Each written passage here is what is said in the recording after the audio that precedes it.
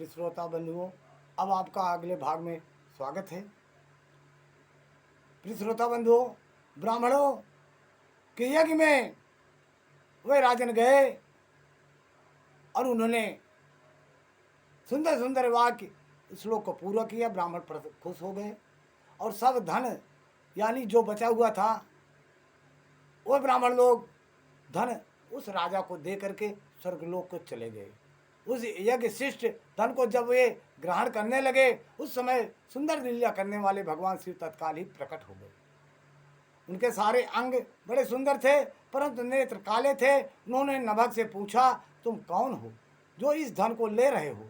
यह तो मेरी संपत्ति है, तुम्हें किसने यहाँ भेजा है? सब बातें ठीक ठीक बताओ। प्रिय श्रोता बंधु, नभग भगवान के भक्त होने के साथ बड़े प्रेमी थे। वे सरलता से सरल भाव से बोले, यह तो यज्ञ से बचा हुआ धन है जिसे ऋषियों ने मुझे दिया है। अब यह मेरी ही संपत्ति है, इसके लिए आप मुझे क्षमा करें। आप कैसे रोक सकते हैं? प्रिय श्रोता बंधुओं, तब भोले बाबा ने कहा, हम दोनों के इस झगड़े से तुम्हारे पिता ही पंच रहेंगे। जाकर उनसे पूछो और वे निर्णय जो दे उसे ठीक ठीक यहाँ आकर बताओ। उनकी बात सुनकर नभग ने पिता के पास जाकर उस प्रश्न को उनके सामने रखा।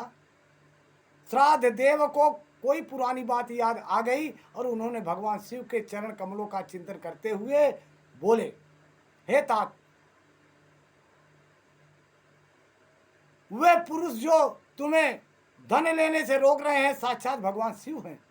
यह तो संसार की सारी वस्तु ही उन्हीं की है, परंतु यज्ञ से प्राप्त हुए धन पर उनका विशेष अधिकार है। यह करने से जो धन बच जाता है उसे भगवान रुद्र का भाग निश्चित किया गया है। अतः यज्ञाविष्ट सारी वस्तु ग्रहण करने के अधिकारी सर्वेश्वर महादेव जी हैं। उनकी इच्छा से ही सुंदर लोग जैसे दूसरे लोग उस वस्तु को ले सकते हैं। भगवान शिव तुम पर कृपा करने के लिए ही वहाँ वैसा रूप धारण करके आए हैं।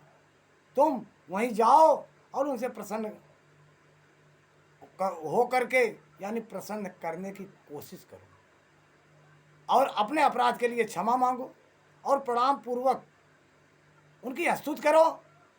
नमक पिता की आज्ञा से वहाँ गए और भगवान को प्रणाम करके हाथ जोड़कर बोले, हे महेश्वर, यह सारी त्रिलोकी ही आपकी है। फिर यज्ञ से बचे हुए धन के लिए तो कहना ही क्या है। निश्चय ही इस पर आपका अधिकार है। यही मेरे पिता ने निर्णय दिया है। नाथ, मैंने यथार्थ बात न जानने के कारण ब्रह्मवश जो कुछ कहा है, मेरे उस अपराध को क्षमा कीजिए। मैं आपके चरणों में मस्तक रखकर यह प्रार्थना करता हूँ कि आप मुझ पर प्रसन्न हो। प्रिय श्रोता बंधु, ऐसा कहकर नभग ने अत्यंत दीनतापूर्वक हृदय से दोनों हाथ जोड़कर महेश्वर के कृष्ण दर्शन का स्तवन किया।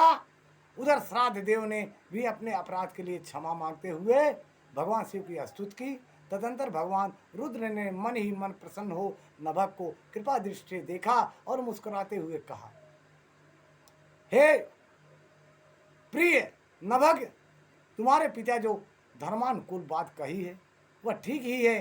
तुमने भी साध स्वभाव के कारण सत्य ही कहा है, इसलिए मैं तुम पर बहुत प्रसन्न हूँ और कृपा पूर्वक तुम्हें सनातन ब्रह्म तत्व ज्ञान प्रदान करता हूँ।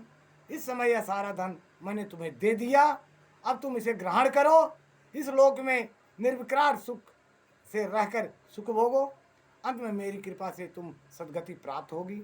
ऐसा कहकर भगवान रुद्र अपने देखते देखते ही अंतर्ध्यान हो गए।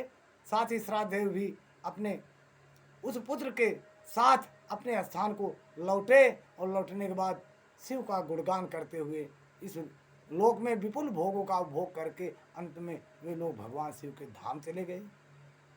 प्रिय श्रोता बंधुओं, इस प्रकार आपने भगवान के शिव कृष्ण दर्शन नामक अवतार का वर्णन सुना। जो इस आख्यान को पढ़ता है और सुनता है उसे संपूर्ण मनोवांछित फल प्राप्त होता है।